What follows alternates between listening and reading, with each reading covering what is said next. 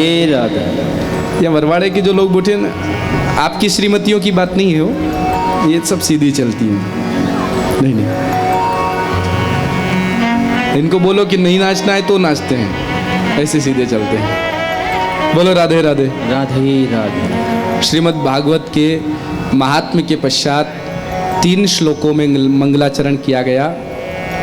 जन्माद्यस्य यतोन्वयादितरतश्चार्थेष्व विघ्नेश्वराट् तेने ब्रह्महृदाय आदिकवये मुह्यन्ति यत्सूरयः तेजो वारिमृदां यथा विनिमयो यत्र त्रिसर्गो मृषा दाम्ना स्वेन सदा निरस्तकुहकं सत्यं परम धीमहि।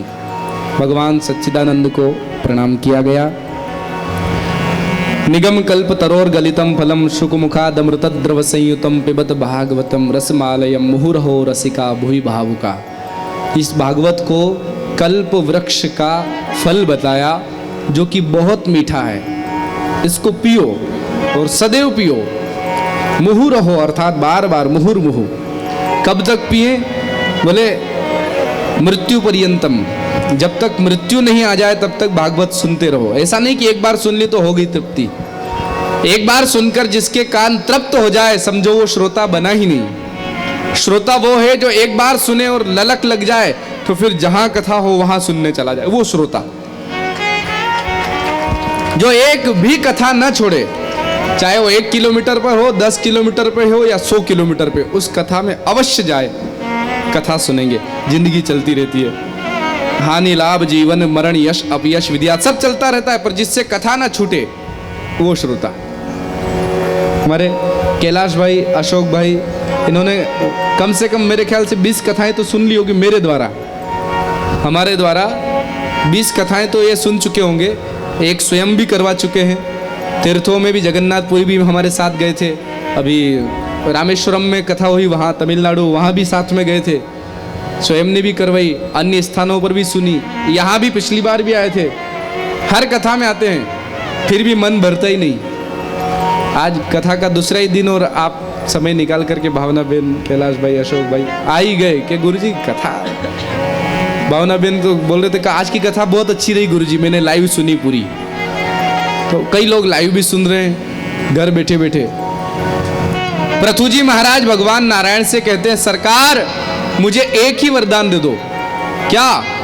विदत्सु कर्णा युतमेश में वरह, मेरे कानों को 1000 कान की शक्ति दे दो।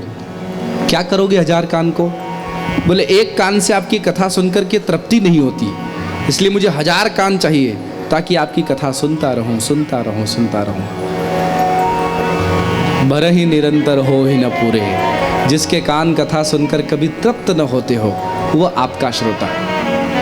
समुद्र देखा है? समुद्र में कितनी भी नदियां क्यों न मिल जाए, कितनी भी बाढ़ क्यों ना आए, पर समुद्र कभी नहीं कहता कि टैंक फुल नो एंट्री। कहता है कभी? आप कितना भी बड़ा डैम बना दो नदी पर, सरदार सरोवर जैसा डैम भी, एक उसकी भी सीमा है, उसके बाद वो भी गेट खोलना ही पड़ेंगे। वो बोल देगा नहीं अब एंट्री अंदर नहीं हो सकती, गेट खोलो। लेकिन समुद्र नारायण भगवान कभी मना नहीं करते, और जितनी भी नदियां आए आती जाओ, कितनी भी बाढ़ आती जाओ, और फिर भी अपने किनारे छोड़ते नहीं है, उसी अवस्था में रहते हैं। उसी प्रकार सच्चा श्रोता वो होता है जो समुद्र के समान होता है, जिसके कान कथा सुनकर कभी तृप्त न होते हो, वो है सच्चा श्रोता। बोलो राधे राधे। राधे राधे।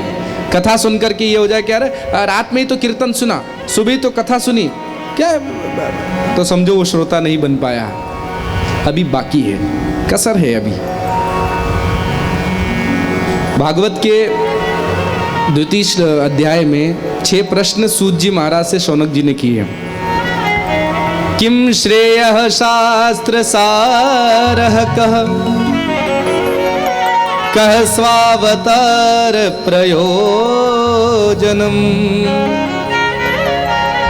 किम कर्म केवताराश्च धर्म कम शरणं गत।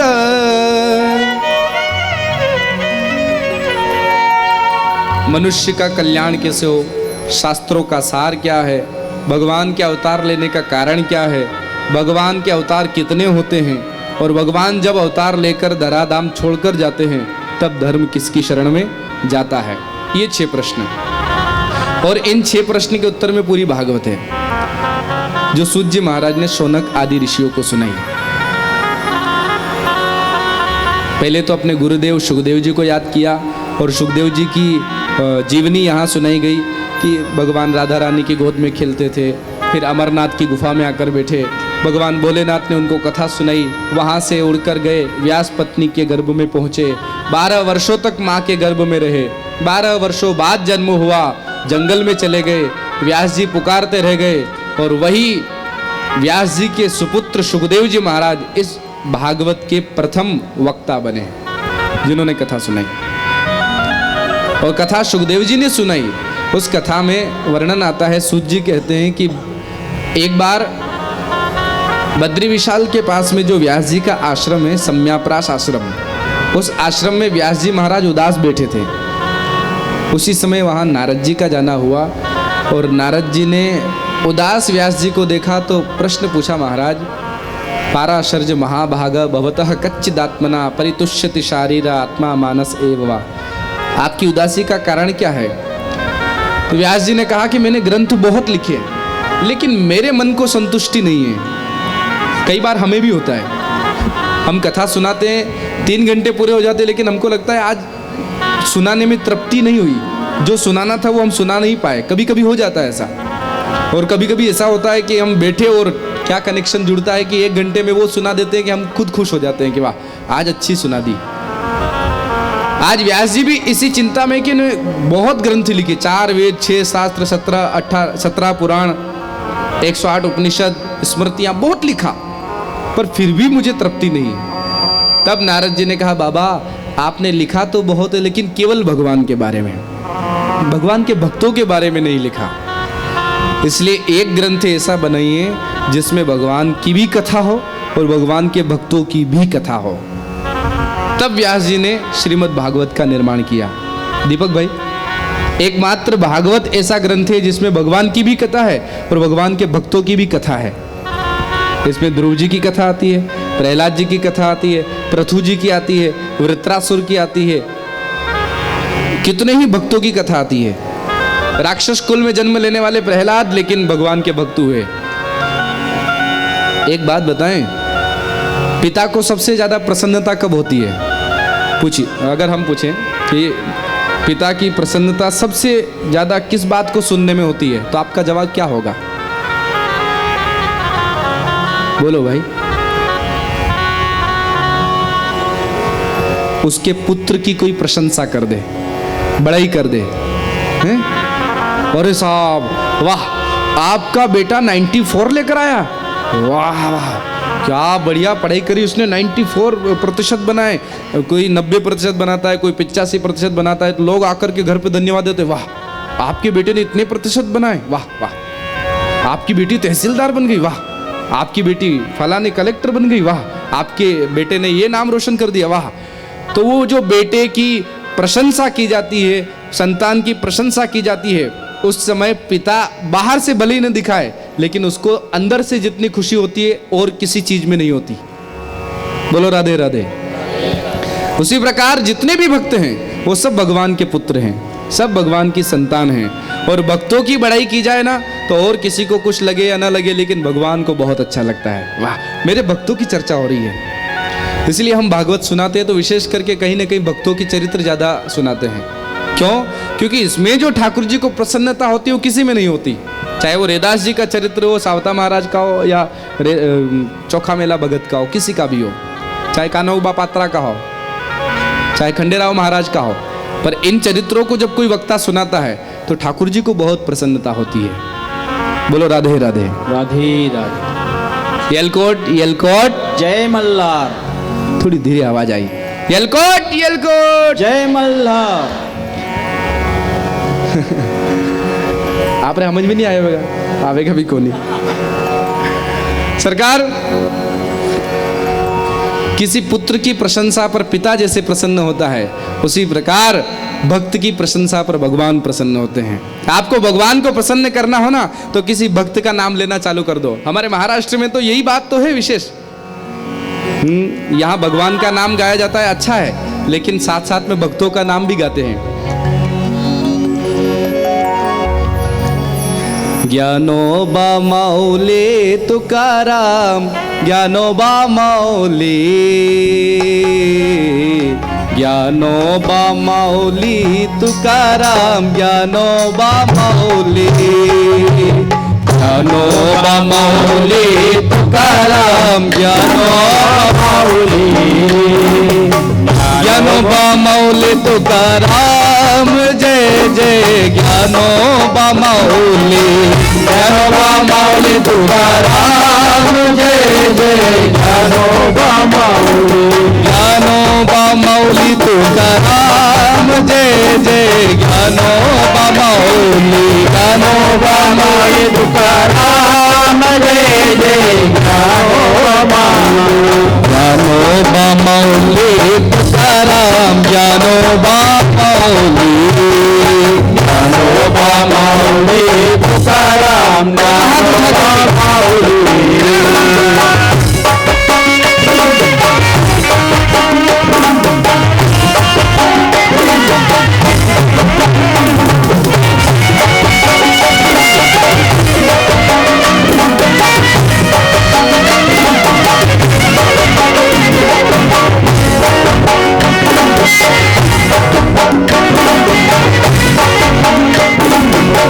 ज्ञानोबा माऊली तुकाराम, जय जय ज्ञानोबा माऊली, ज्ञानोबा माऊली तुकाराम, जय जय ज्ञानोबा, ज्ञानोबा माऊली तुकाराम, जय जय ज्ञानोबा माऊली, ज्ञानोबा माऊली तुकाराम, जय जय ज्ञानोबा माऊली, ज्ञानोबा माऊली, ज्ञानोबा माऊली तुकाराम, ज्ञानोबा माऊली, ज्ञानोबा माऊली तुकाराम,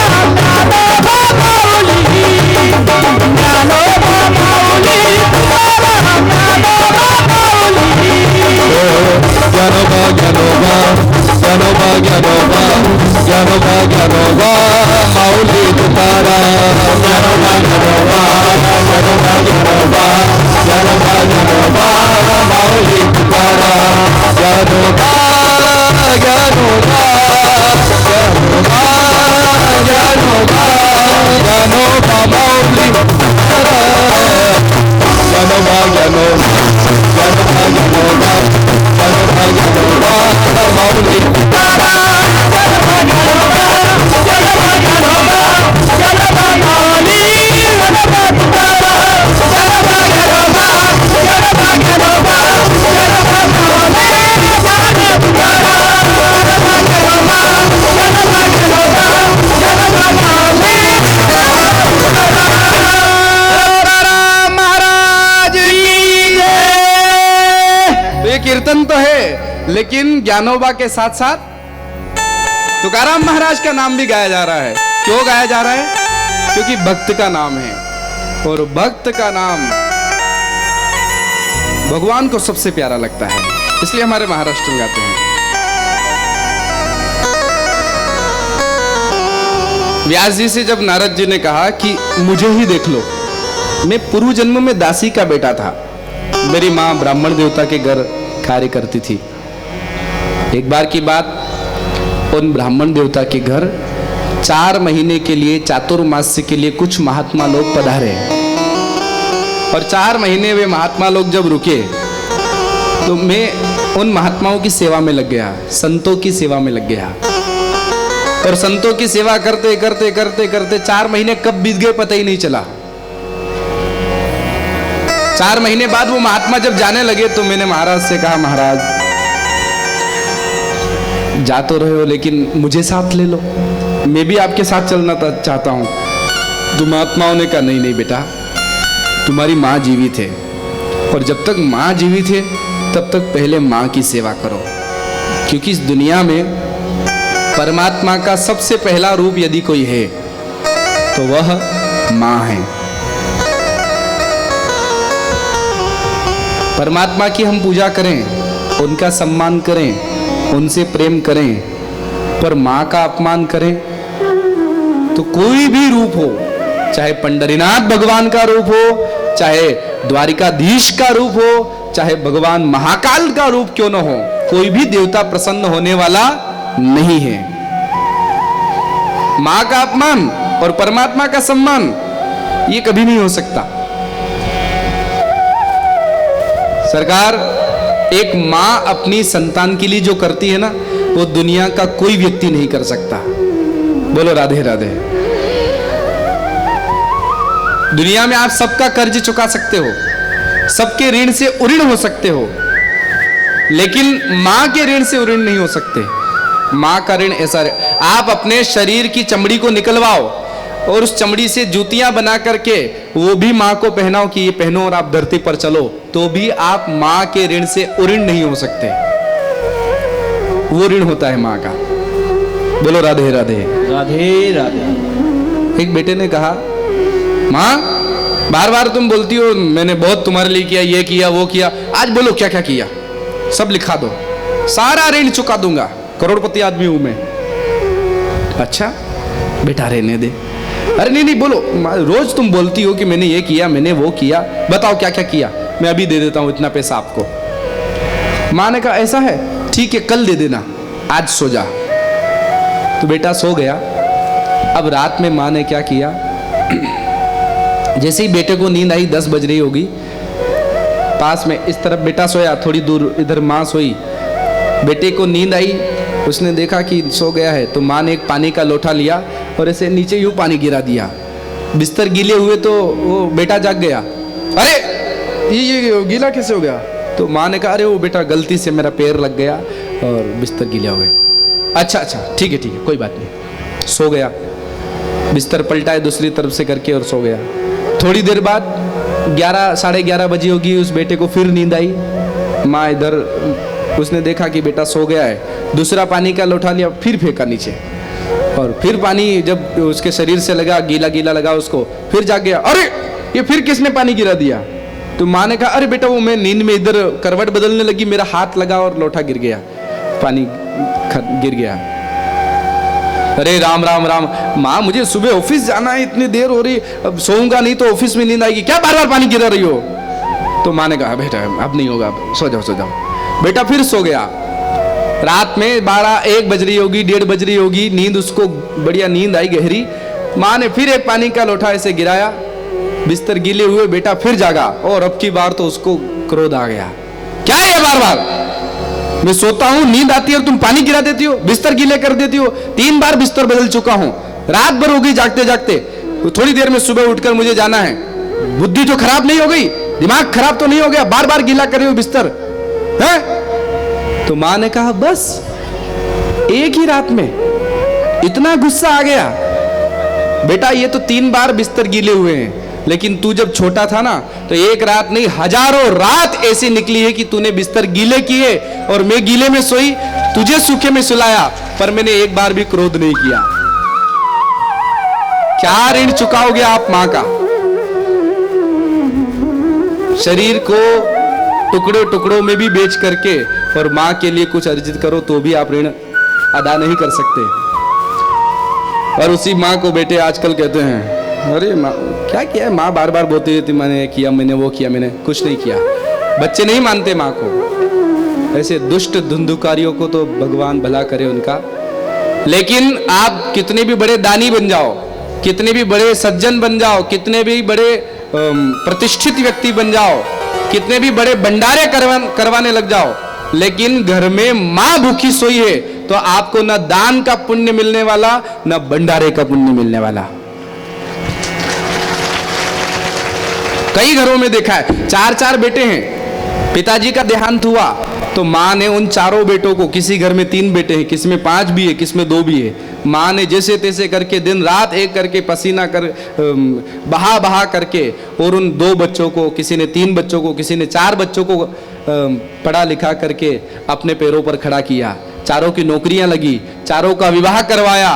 उस माँ ने कितना कष्ट देखा होगा। लेकिन वही 4 बेटे जब बड़े हो जाते हैं, नौकरी लग जाती है, बहू उनकी पत्नियां आ जाती है, तो चारों अलग अलग हो जाते हैं। और बड़ा कहता है कि माँ मेरे पास नहीं, छोटे के पास रहेगी। दूसरा कहता है कि तीसरे के पास रहेगी।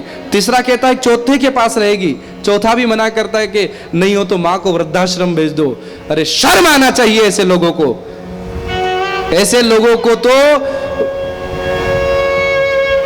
इस धरती पर जीने का अधिकार नहीं है कि चार चार बच्चों को एक माँ पाल पोस कर बड़ा कर सकती है, और वो चार चार बेटे हुए एक माँ को 2 समय की रोटी नहीं दे सकते।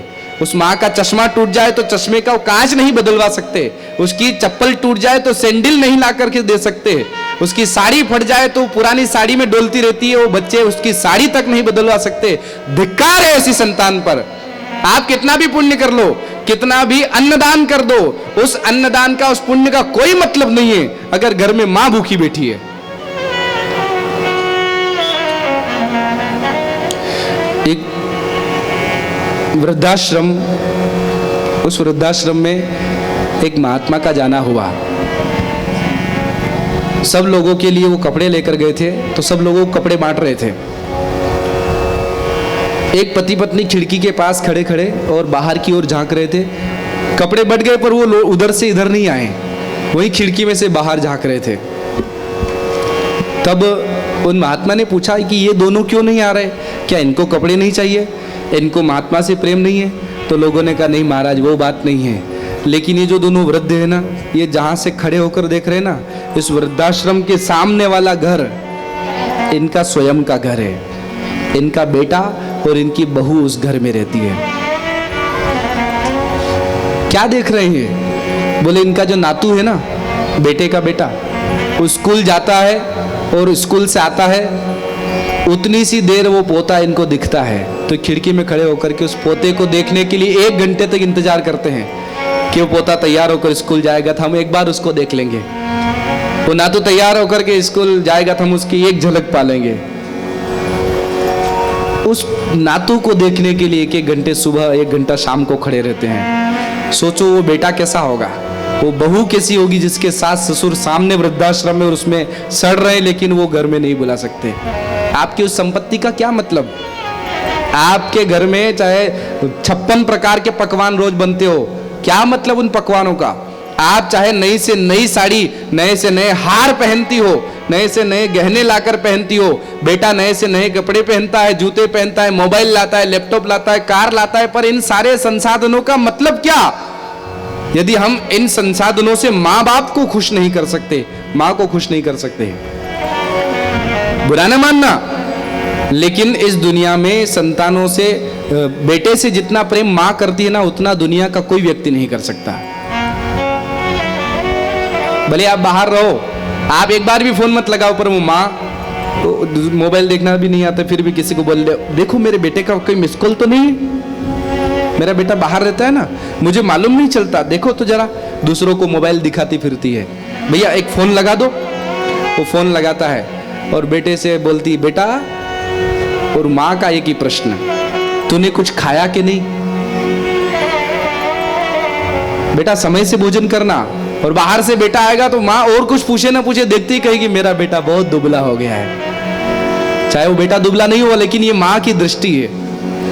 इतना प्रेम करने वाली माँ को कोई कैसे दुखी देख सकता है? और वही संतान विवाह हुआ, नौकरी लगी और बाहर चले गए तो माँ बाप को फोन तक नहीं करते। कितने ही दुष्ट बेटे हैं। माँ रोज इंतजार करती है, टावर में मोबाइल रखती है, शायद मेरे बेटे का फोन आएगा, इधर रखती है। लेकिन बेटा घर से मीटिंग, मीटिंग से घर, यहाँ से वहाँ से वहाँ घूमता रहता है, पर कभी माँ को फोन लगा कर नहीं पूछता कि माँ तूने गोली खाई कि नहीं, तूने ये किया कि नहीं, तूने भोजन किया कि नहीं, तेरे कपड़े तो नहीं फट गए। किस ओर चल दिए हम, किस ओर जाते जाते, जग में भटक गए हम तेरे दर पे आते आते। ये माँ के द्वारा ही भगवान के उस वैकुंठ का रास्ता जाता है। हो उस वैकुंठ तक पहुंचना है ना, तो पहले माँ को प्रसन्न कर लो, माँ की सेवा कर लो। नहीं तो घर में माँ दुखी है तो आप 1000 माला रोज जपो, बेकार है। 1000 मंदिर जाओ, बेकार है। 1000 तीर्थ यात्रा कर लो, बेकार है। 1000 कथा सुन लो, सब बेकार है अगर घर में माँ दुखी है, पिता दुखी है। बोलो राधे राधे। ये जो माँ की आंख से आंसू का एक भी कतरा जमीन पर गिर गया ना, तो यूं समझो आपने जितना भी पुण्य किया है वो सारा पुण्य भस्म हो गया। एक कतरा भी माँ की आंख से धरती पर आंसू का गिरना नहीं चाहिए, तो समझो कि आप बेटे बन पाए हो। नहीं तो आप बेटे नहीं, आप धुंधुकारी हो, आप अजामिल हो, आप कंस हो, आप रावण हो, जो माँ बाप को सुखी नहीं कर पाए। बोलो राधे राधे. राधे राधे.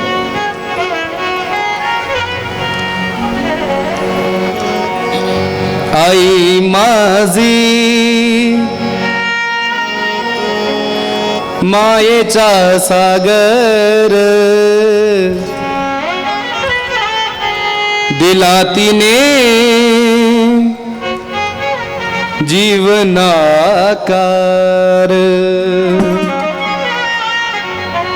आई वडील माझे थोर, काय सांगू त्याचे उपकार. जीवनाच्या वाटेवरती किती असतो त्याचा उपकार. आई माझी मायेचा सागर, दिला तिने जीवनाकार. आई माझी मायेचा सागर, दिला तिने जीवनाकार. आई वडील माझे थोर, काय सांगू त्याचे उपकार. आई वडील माझे थोर, काय सांगू त्यांचे उपकार. जीवनाच्या वाटेवरती किती असतो त्यांचा उपकार.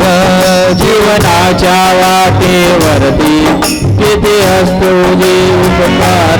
आई माझी मायेचा सागर, दिला तिने जीवनाकार. आई माझी मायेचा सागर, दिला तिने जीवनाकार.